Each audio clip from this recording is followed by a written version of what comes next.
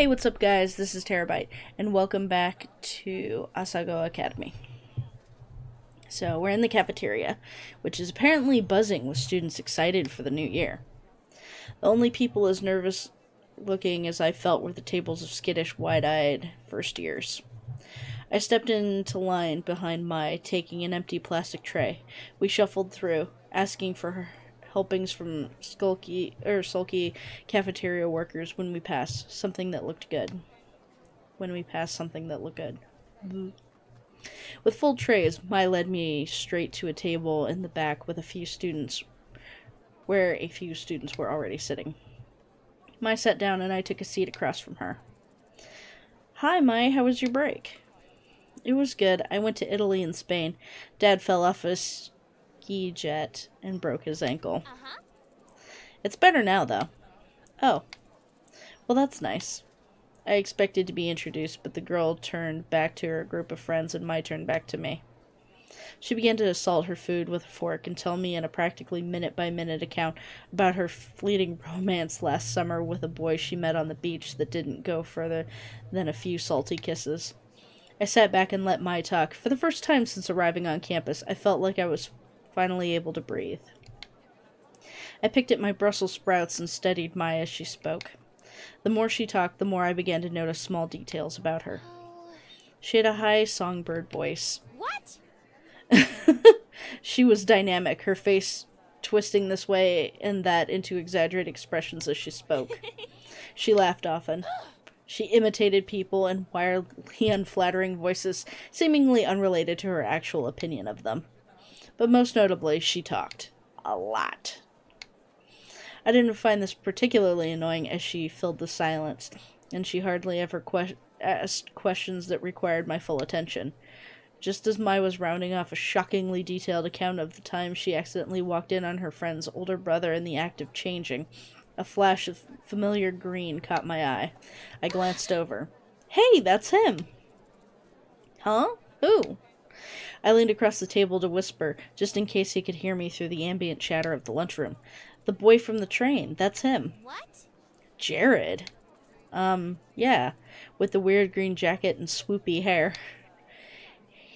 He just picked up his tray and was walking past us when something seemed to catch his eye.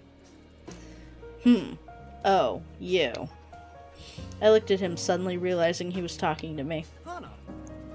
Hana, I met you on the train. How are things settling down for you? Really well. I found my roommate and she's been helping me out. I gestured to Mai, who was thunderstruck. In fact, looking around, everyone was. People stopped eating to turn and stare at Jared and me, my shoulders bunched around my neck. Well, if you ever need any help, I'll be around. Third year, right? I nodded. All right. Some of my friends are in that year. Of course, they can't compare to me, but I'll give them a heads up to look out for you. He flashed a dazzling smile, then winked. It's the least I can do for such a cute girl. Well, I'll see you around. I watched a torrent of thoughts raging through my head as he took a seat next to a bunch of guys who were all wearing the same jacket. That's Jared!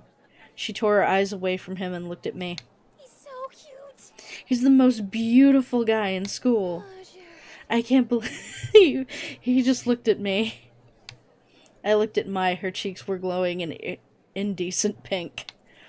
Why do they all wear those jackets? Aren't all the guys supposed to wear blue blazers as part of their uniform? No, they're allowed to. You know Jared? That girl turned back around and was looking at me with sudden interest.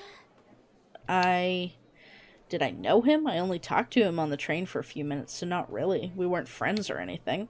But looking around, Mai and this girl weren't the only ones interested. Everybody seemed to be listening in. They seemed so surprised when he talked to me. Maybe a little white lie couldn't hurt. I'm gonna go with, not really. Oh. She looked me up and down, sniffed, and turned away. Mai leaned towards me. Don't mind Mimi. She was just trying to get in with you. Get in with me? Why? Well, you asked me about those guys in their jackets, right? Those are their normal Boots Club jackets. They're... what? What's Normal Boots Club? This is really cute. It's a club we have at school here. It's like totally exclusive and full of only the coolest students. They get together and play video games, or something. That one right there is John, also known as Jontron. His bird's name is Jacques. John is also the president of the drama club here at school. Next to him is PBG. He and John founded the Normal Boots Club together. PBG is one of the best soccer players on our team. Then there's Gerard. People call him the completionist because he's obsessed with completing things. He has the biggest itty-bitty kitty collection I've ever seen. Next to him is Jared, also known as Pro Jared. He's a model. Then there's Satchbag, but everyone calls him Satch. He's like crazy smart. Those guys over there, Paul, Nick, and Josh, they write a column in the school newspaper called Continue. Paul, the one standing up, is the student council president. And the guy on the end here is Shane. He knows more about video games than anyone, ever. She exhaled a dreamy sigh into her mashed potatoes. So, how would someone, join the Normal Boots Club? You don't choose the boots, Hana. The boots choose you.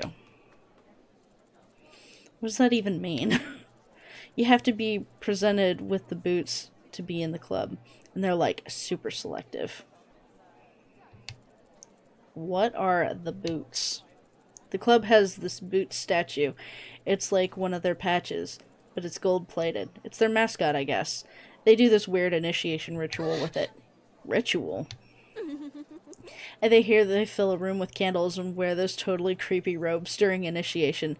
This year 2 girl said she saw it once and they were all like chanting around the boots and it sounded like they were talking backwards.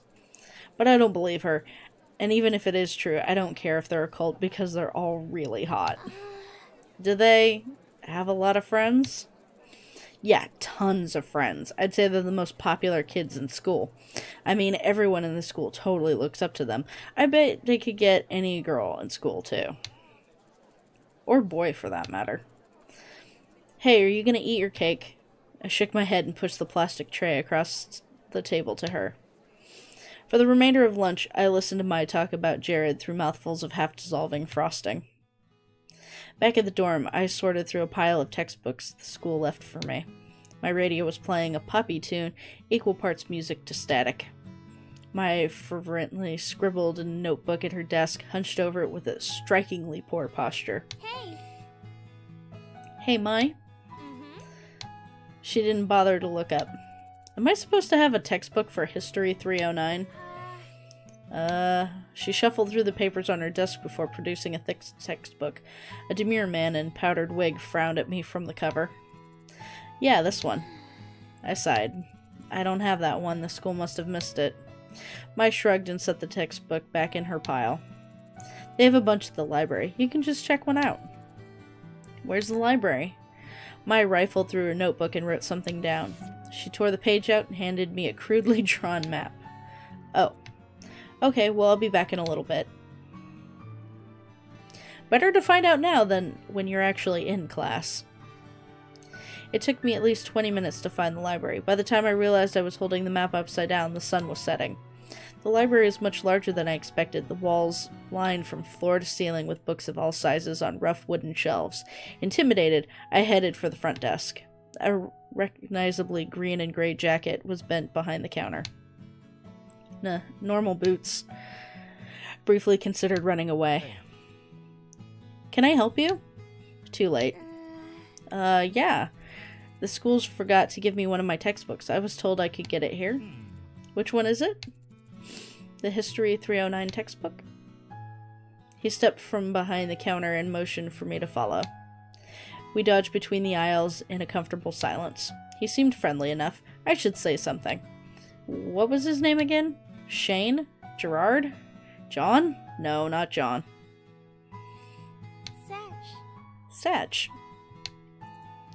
Huh. Oh, you work here? Of course he worked here. He chuckled, dimples appearing in his cheeks. Yeah, I'm the librarian's assistant. It's my second year, and I love it. I get to help people find books that speak to them. His eyes twinkled like a kid's on Christmas. Your book's right down here. He stopped at a row of thick, dusty books. Was this all history? And pulled out the book with the powder-wigged man I saw earlier. Thanks. He waved his hand. It was nothing. Do you need help with anything else? I wanted to make a good impression on the Normal Boots Club, but I couldn't come up with anything. No, thanks. Copacetic. You're welcome. As we headed back through the cavernous library, my unease melted away. We weren't talking, but just being near him felt like being wrapped in a soft blanket. I resisted the urge to snuggle up to him. Really? Already, girl? Jesus. We neared the front desk, stepping around a clump of studying students. As we passed, one of them shifted. Eh? Something white flew past my face. A thick piece of triangular paper lay at my feet. I bent over and picked it up. It was surprisingly heavy. There was a quarter inside of it. If I was just a hair slower, it would have hit me in the face. The students snickered, and I recognized the boys that made fun of my hair this morning among them. My heart dropped. I scanned my memory for anything I might have done to offend them, but came up with nothing. My hand started to shake. I hid it behind my back, trying to think of some way to defend myself. Why did you do that? What do you mean? We were just messing around. Are you suggesting we did it on purpose? I faltered. There was nothing I could say. I was outnumbered. They would twist my words around, no matter how straightforward I was. No, sorry. One of the boys held his hand out for the paper. I inched closer to give it to him, angry at myself for being so compliant. I wish I were. A gentle warmth closed over my hand and took the paper from me. Satch examined the paper closely. I see what the problem is. Your aim would be better if you cut the corners before you folded it.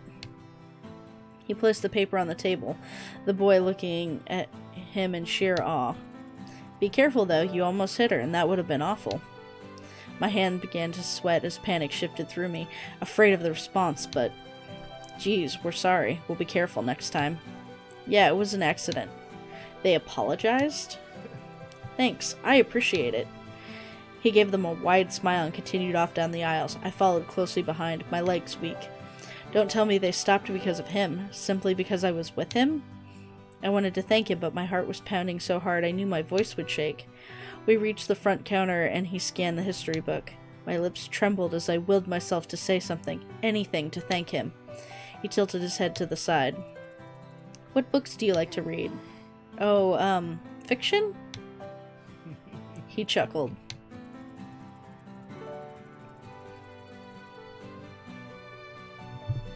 I just finished a good book. I think it might be right up your alley if you don't mind me saying so. He reached under the counter and pulled out a thick green book and passed it to me. A man in black stood on the front, hugging a woman in royal blue robes. It's long, but it's one of my favorites. The Princess Betrothed. I know things can be tough transferring to a new school. If you're ever worried, just read this. It'll transport you 100 miles away in a second. Tears stung my eyes, so I ducked my head. Thank you, Satch. For more than just the books. You're welcome. Oh, I'm sorry. I didn't think I got your name. My name is Hana Mizu. I'm a transfer student. Well, it's nice to meet you, Hana. Let me know how you like the book. I will. This is ridiculously cute. That couldn't have gone better. Not only was Satch impossibly kind, but being around him felt easy, refreshing. Like being doused in the mist of a waterfall. Oh gosh, what was I thinking? My cheeks hot, I left the library, 2 surprisingly heavy books under one arm. I settled into bed, eager to get started with my new reading material, but Mai was sitting at her desk, carving a pencil idly into the pages of a notebook. Every few minutes she released a long, drawn-out sigh as the lead of her pencil whined against the paper. I lowered my book and took the bait. Is something wrong, Mai? She let out another dreamy sigh. I hope Jared notices me this year. Does Jared know you like him? Mai whirled around in feigned shock. I don't like Jared. Oh. I closed my books and set it aside, deciding to play along. Well... Have you at least tried talking to him? No. I mean, I have before. Why don't you try again? She bobbed her head from side to side, considering this like it never crossed her mind before. Yeah, maybe I could do that. Satisfied, I picked my book back up. Have you ever had a boyfriend, Hana? What? Huh? Me? No, never. Really? Never? Never. I bet you 10,000 yen that you meet a totally cute boy here and fall in love by the end of the school year. You're crazy! I buried my face back in my book, barring Mai from any further discussion. Falling in love by the end of the year? Me? If I were a betting kind of girl, I'd take that bet. Alright, well, I'm going to leave this episode here. We'll have to find out what happens the next day in the next episode. Thank you guys so much for watching, and I'll see you next time.